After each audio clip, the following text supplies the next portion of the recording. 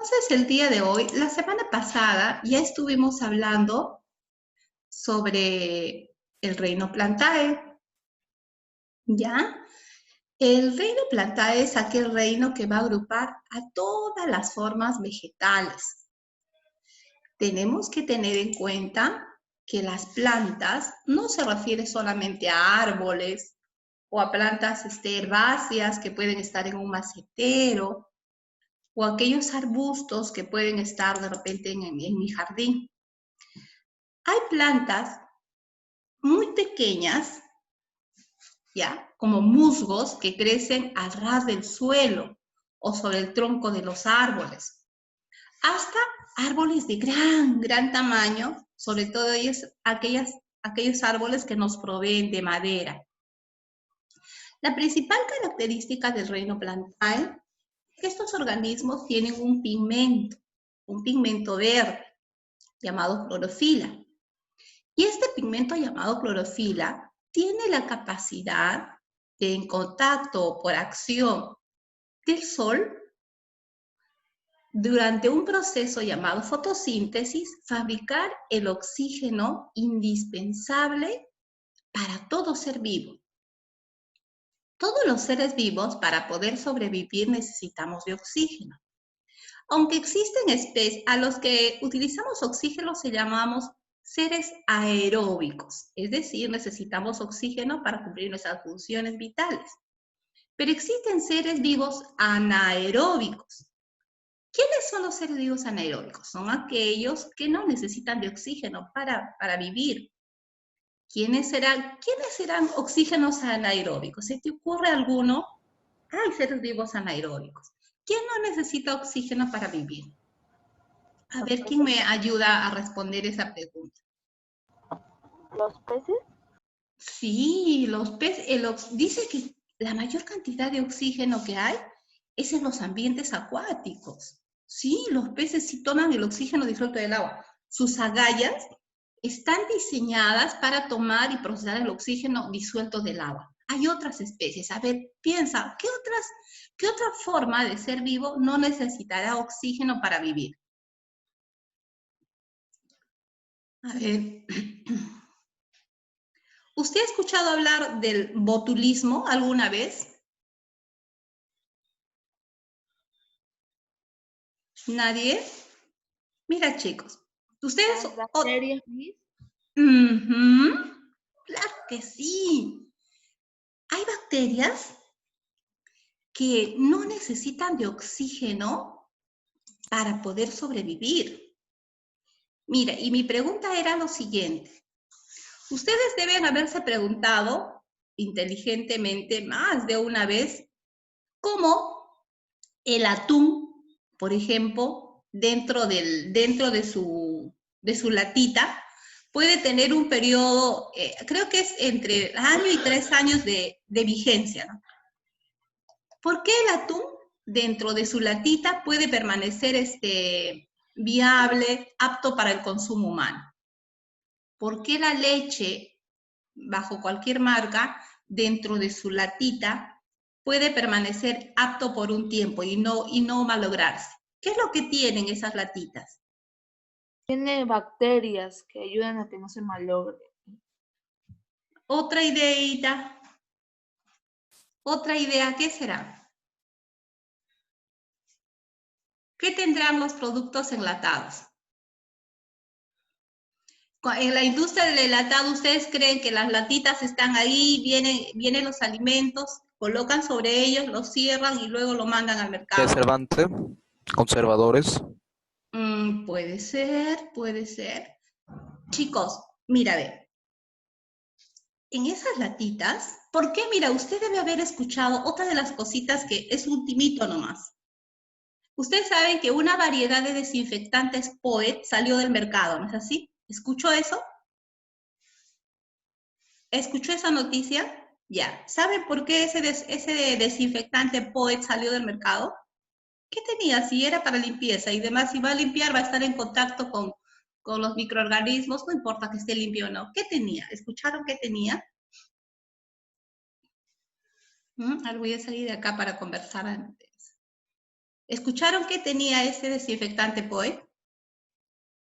Ese desinfectante POE tenía una bacteria muy resistente que podría ingresar al cuerpo humano por contacto y producirnos una grave enfermedad. Y normalmente ese desinfectante tiene, pues, la gente lo usa indiscriminadamente, en grandes cantidades por el olor.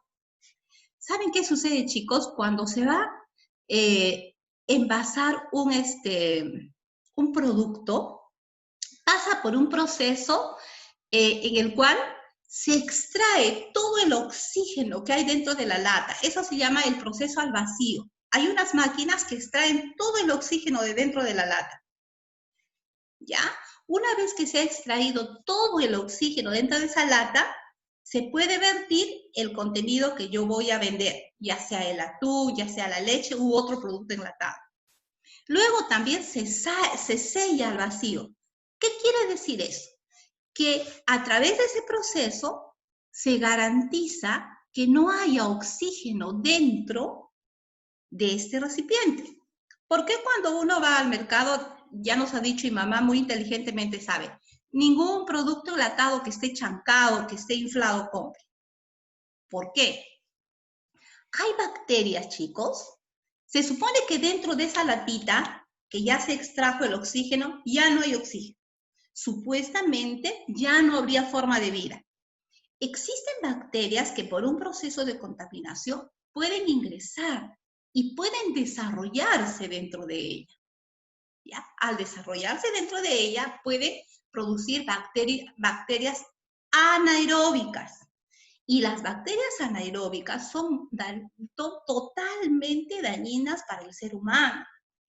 Ahora, si una persona come, por ejemplo, un envasado contaminado con este tipo de bacterias, se llama botulismo. Entonces, esa bacteria que ingresó ahí, inmediatamente se dirige al sistema nervioso. Y tú comes ese producto y garantiza la muerte. Entonces, hay bacterias que son capaces de desarrollarse, multiplicarse en ambientes donde no hay oxígeno. A ellos se les llama organismos anaeróbicos. Por eso hay que tener muchísimo cuidado en cualquier sustancia que se haya infectado con este tipo de bacterias. Es por eso que la empresa POET había identificado que uno de estos tipos de bacterias había ingresado dentro de este producto. ¿Ya? Y que al salir al mercado y al estar en contacto con las personas puede haber afectado y producido pues una enfermedad incontrolable, porque imagínense la cantidad de personas que utilizarán ello. ¿Ya? Entonces, esa enfermedad es parecida a la poliomielitis. Es muy, muy, muy peligrosa. Es por eso, y es una regla clara dentro de nuestra familia, jamás se compra un producto enlatado chancado, hinchado. Porque, ¿qué me indicaría? Que igual una bolsa de esos pancitos que vienen envasados, cuando esa bolsa está inflada, ¿qué me indica? Presencia de un gas que está dentro. Y el gas se ha producido por la respiración de algún organismo que hay dentro. Una bolsa inflada ya no está en estado normal. ¿Ya? Entonces, eso mucho tiene que ver pues con la conservación y la elección, qué tipo de alimentos vamos a comer. Entonces, a eso se llaman productos, organismos anaeróbicos, no necesitan del oxígeno. Existen. Si bien alguien me hubiera dicho, Miss, usted dice que todos los seres vivos utilizan oxígeno, pero hay bacterias que no necesitan. Sí, hay un grupo de bacterias, ¿ya? Entonces, regresando nuevamente a nuestro tema de hoy, las plantas cumplen ese papel fundamental de producir oxígeno. Pero no solo las plantas de gran tamaño. Las algas del mar también son capaces de producir oxígeno. Dice que el 70% del oxígeno que se produce en el planeta se produce en el mar. ¿Ya? Ahora, este ser vivo, al igual que todos los seres vivos, va a tener una organización compleja. ¿Ya? Y va a tener órganos. Pero en el caso de los animales, nosotros conocemos aparatos, sistemas. En el caso de las plantas, sus órganos, tú ya los conoces desde muy niño, desde muy pequeño te enseñaron, tú ya lo sabes distinguir. En una planta característica, sus órganos principales va a ser pues la raíz, el tallo, las hojas, las flores y el fruto. Yo una vez estaba en una reunión con profesores y no todos pues de la especialidad conocen un poco qué es. Cuando yo les comenté que el fruto era la flor madura, quedaron muy sorprendidos. Ellos creían que el fruto era otra parte de la flor. Yo no creo que tú aún creas que el fruto es otra parte de la flor. El fruto es una flor madura, una flor fecundada y madura. ¿Ya? Entonces, partes son raíz, tallo, hoja, flores y fruto. Pero como existe diversidad de vegetales, hay diversidad de tallos, hay diversidad de raíces, hay diversidad de hojas, hay diversidad de flores y hay diversidad de frutos. Cada una de estas partes es una rama de la biología que puede profundizar muchísimo más, ¿ya? Pero esos son los órganos fundamentales. Ahora, esa rama de la biología que estudia esos órganos se llama organología vegetal. Y dice, el cuerpo de una planta está compuesto por dos partes fundamentales, la parte radical y la parte raíz. De acuerdo a la función de los órganos de las plantas pueden clasificarse, ¿ya? Órganos vegetativos. Dentro de los órganos vegetativos tenemos la raíz, el tallo y las hojas. Y dentro de los órganos reproductores tenemos a la flor y al fruto. El fruto que es la flor fecundada y madura. Ya. El primer órgano vegetativo es la raíz. Es el órgano que sujeta a la planta generalmente al suelo, asegurando su nutrición a partir de las sustancias presentes en él. Tradicionalmente, característicamente, la raíz está sumergida al suelo, pero no siempre. Existen raíces acuáticas, pero mayormente está dentro de un sustrato o del suelo. ¿Qué características tiene?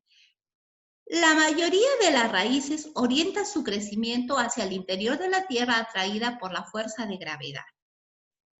Como está dentro de la tierra, se dice que tiene geotropismo positivo. ¿Por qué se dice que la raíz tiene geotropismo positivo? Porque dirige su crecimiento hacia el centro de la tierra. ¿Y para qué?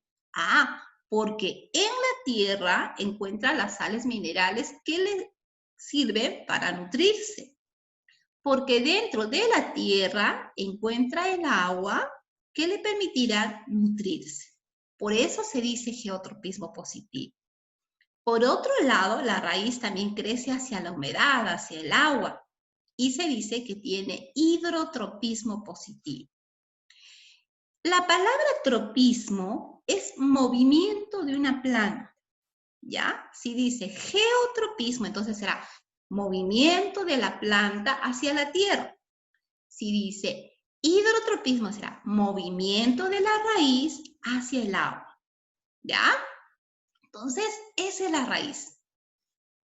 Luego, ¿qué funciones cumple la raíz? La primera es captar agua y sales minerales del subsuelo. Esa es la principal función. La raíz no tiene boca, la raíz no tiene manos. Su principal fuente de alimento ingresa por la raíz, que es el agua y las sales minerales, de acuerdo a sus necesidades, ¿ya? Luego, otra función que tiene la raíz es servirle como anclaje a las plantas. Si una planta es pequeña, su raíz es pequeña, pero si una planta es grande, gigantesca, su raíz también. Entonces, la raíz se hace tan extensa como tan alto es la planta. que le permitirá soportar cuando viene el aire, cuando viene un animal, cuando viene agua. Entonces la raíz es quien le da soporte. Además, la raíz permite el crecimiento vertical. Habíamos dicho que tiene geotropismo positivo. Existen algunas raíces también que almacenan almidón. ¿Cuáles son las partes de la raíz? En este grafiquito se ven las partes de la raíz. Esta zona que delimita la raíz del tallo se llama cuello. ¿Ya? Esta zonita de acá se llama cuello. El extremo de la raíz se llama cofia. Esta puntita va a permitir el crecimiento en longitud, ¿ya? Cofia y cuello. La raíz grande que generalmente pasa por en medio se llama raíz principal. Las que le van saliendo hacia los costaditos se llaman raíz secundaria, ¿ya? Ahora, estos pelitos que le van saliendo pequeños son pelos absorbentes. Son por ahí por donde va a ir captando mayor cantidad de agua y sales minerales. Entonces, ¿cuáles son las partes?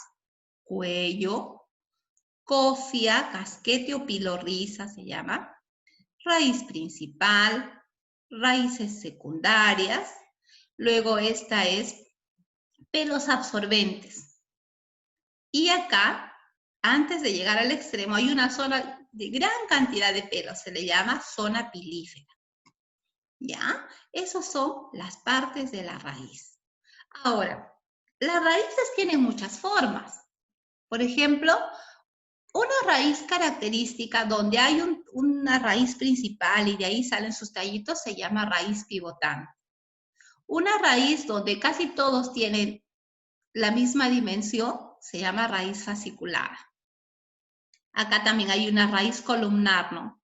Una extensa, de las cuales sus raíces secundarias son pequeñas. Esta raíz naviforme es como la del nabo o el rabanito. Almacena sustancias. Y esa también es una raíz fasciculada. Todas sus raíces secundarias tienen el mismo tamaño. ¿Ya? Ahora hablemos sobre el tallo. El tallo es el segundo órgano de la planta. Es el órgano que da soporte a toda la planta, ya que sobre él se ubican hojas, flores y frutos. Mira, en el caso de un animal, quien le da soporte es el esqueleto. La planta no lo tiene. ¿Quién le da el esqueleto? ¿Quién permite que la planta esté erguida? El tallo. Y del tallo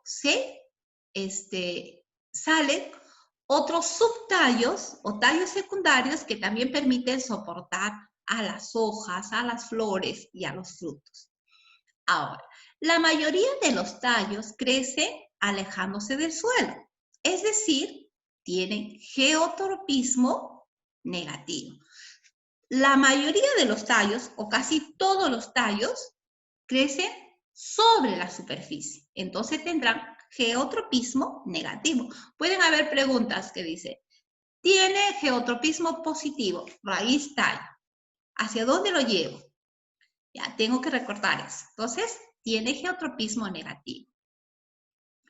Dice, son excepciones, por ejemplo, las plantas rastreras, como algún día tú habrás ido al parque y habrás tenido esa costumbre de empezar a jalar el gras. Y tú te das cuenta cómo el tallo está recorriendo todo el suelo, inclusive de ahí está saliendo raicita. Son excepciones. El zapallo también es una planta rastrera que crece al ras del suelo.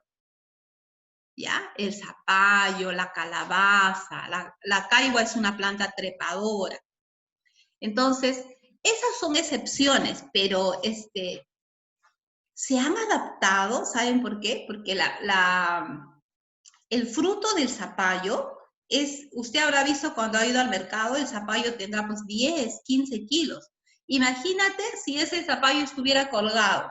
Tendría que ser un árbol robusto para poder soportar. ¿Cómo? Esas muestras nos indican cómo los seres vivos se han ido adaptando. Entonces, al crecer a ras de suelo, su fruto se ha desarrollado en gran medida. Ahora, además también presenta fototropismo positivo. La mayoría de plantas cuando son jóvenes, su tallo es de color verde. Si su tallo es de color verde, eso nos indica que tiene cloroplasto. Y si tiene cloroplasto, nos indica que realiza fotosíntesis. Los tallos verdes de las plantas permiten la realización de la fotosíntesis, ¿ya? Los tallos verdes de las plantas permiten que se realice la fotosíntesis. Y se dice que tiene fototropismo positivo. Ya. ¿Qué funciones cumple el tallo? Primero, soporta, ¿no? Otros tallos o tallos secundarios, las hojas, las flores, el fruto. Transporta o conduce. ¿Qué conduce? El agua y las sales minerales, es decir, la savia bruta y la savia elaborada. Y también, como te comentaba, en plantas jóvenes o en plantas herbáceas es capaz de realizar la fotosíntesis. ¿Qué partes tiene el tallo? Acá se puede ver, mira. Cada extremo de donde sale un tallo, acá, se llama nudo. Y el espacio que hay entre nudo y nudo, por ejemplo, acá se llama entrenudo. ¿Ya? Nudo y entrenudo. Entonces dice, nudo, ensanchamiento periódico del tallo, entrenudo, espacio entre nudo y nudo, y yema, formada por pequeños tallos, y acá está una yemita, es de donde va a salir la hoja, ¿ya? Nudo, entrenudo y yema. Puede ser que para tu evaluación yo te presente un gráfico y te diga, de acuerdo al gráfico, indícame cuáles son las partes del tallo. Ya hay que tener en cuenta. Ahora, existen diversos tipos de tallo dependiendo de las plantas también, ¿ya? Pero en este momento no vamos a ver eso. Luego, la hoja es otro órgano fundamental, vital para la planta. Se dice es una estructura laminar, generalmente de color verde. Porque tiene gran cantidad de pigmentos llamados clorofila, encargados de realizar el proceso de la fotosíntesis. Esta es una hoja característica, pero como todos los órganos de las plantas han sufrido múltiples modificaciones, adaptaciones, ¿ya? ¿Qué función cumple la hoja? Respiración. Las plantas, chicos, así como producen oxígeno, también necesitan de oxígeno. Las plantas respiran. Y es por eso que nosotros no debemos tener plantas en un cuarto cerrado, porque durante las noches nosotros competimos por el oxígeno con las plantas. ¿Ya? Entonces las hojas respiran. Las hojas son capaces de hacer fotosíntesis y las hojas transpiran. Durante verano, chicos, cuando la planta concentra gran cantidad de calor, también nosotros podemos observar unas gotitas de agua que hay sobre ella. ¿Qué es eso? Es la transpiración. ¿Para qué le sirve la transpiración a las plantas? Para regular su temperatura. Entonces, ¿cuáles son las funciones de las hojas? Respiración, fotosíntesis y transpiración. Ahora, las partes de las hojas. Toda la forma de la hoja se llama limbo. Toda la hoja se llama limbo. Este es el ápice, este es el peciolo. La cara de la hoja se llama haz y la cara inferior, la de atrás, se llama en-vez. ¿Ya? Y te lo dejo acá. Ahora, las hojas son muy curiosas. Por su borde, por su borde del limbo, existen numerosas hojas. Hay una rama de la botánica que se encarga de clasificar las hojas. Es muy bonito, hay algo. Por ejemplo, acá sus hojas son onduladas, sus hojas son sinuadas, así como si un insecto se lo haya comido, pero eso es así. Aserradas, dentadas. Entonces, esta es la clasificación por el borde. Pero también existe otra clasificación por su forma.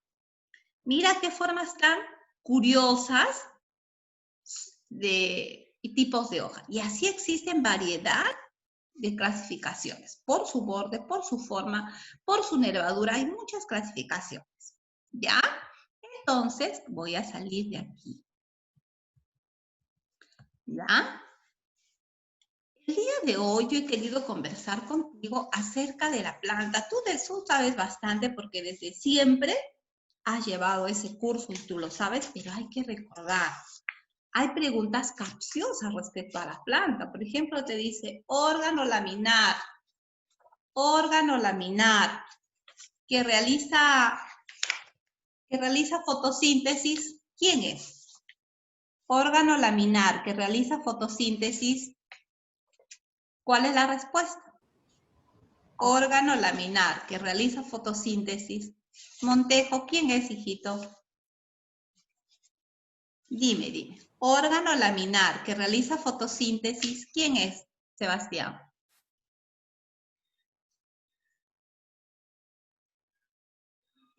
Nada, Sebastián. Tú, Alarcón, órgano laminar que realiza fotosíntesis. ¿Quién es? Las hojas. Las hojas. Órgano de la planta que tiene geotropismo positivo. ¿Quién es? El tallo. La raíz. La raíz. Geotropismo positivo, la raíz. Puede ser órgano encargado del transporte de sustancias en la planta. ¿Quién es? ¿El tallo? Tallo. Los pelos succionadores, creo que se llamaba así, Pelos absorbentes. absorbentes. ¿Ya? Y así existen cositas muy curiositas. ¿Ya? Vamos a abrir el libro, los que lo tienen, ¿ya? Para poder responder. Estamos en la página 194, ¿ya? 194. Y en la parte superior, donde dice, dice, es el órgano reproductor de la planta superior. ¿Quién será? Órgano reproductor de la planta superior. ¿Quién será? No te escuché, Flora. La flor. La flor. La flor. Estamos escribiendo, chicos. Vamos a aprovecharlos. 3 minutos. Miss, ¿qué página es? 194. Ya. Luego la 2 dice, la papa es un tipo de tallo subterráneo, o sea, es un tallo modificado que se encuentra dentro del suelo. La papa es un tallo, por si acaso. La 3 dice, órgano vegetal que absorbe agua y sales minerales. ¿Quién es? La raíz. La raíz. Muy bien, amiga Rangel. La número 4 dice, ¿cumple la función de transporte en la planta? Cumple la función de transporte. El tallo. Perfecto. Ahora en la parte S, si ven la 194, en la parte S dice, el órgano reproductivo es la flor. O sea, la A es flor. Luego dice, órganos vegetativos abajo. ¿Quiénes son los órganos vegetativos? La raíz, el tallo y la hoja. Ajá, raíz, tallo y hoja. Raíz, tallo y hoja. Ya. Ahora nos vamos a la 195. Dice, el nombre científico de la tuna, eso está en función a la lecturita que está ahí, ¿ya? Opuntia ficus indica. Opuntia ficus indica. Ahí está en la lecturita, pero te lo digo. Opuntia ficus indica. El libro del ecologista Antonio Bragg se llama Perú, 10.000 años de domesticación. Perú, 10.000 años de domesticación. Luego dice, la cochinilla es un insecto que crece sobre la planta de la tuna. Y hay mucho que hablar de eso. De repente Santiago nos podría decir. La próxima clase vamos a hablar sobre la cochinilla, ¿ya? Es una bacteria que le ponen para que la siembre. Sí. La próxima semana hablamos sobre la cochinilla. Y luego dice, los españoles llevaron la planta de la tuna a Europa. No sabía que ya se conocía en Europa la planta de la tuna. Es riquísima. Ya. Tú me haces la página 190.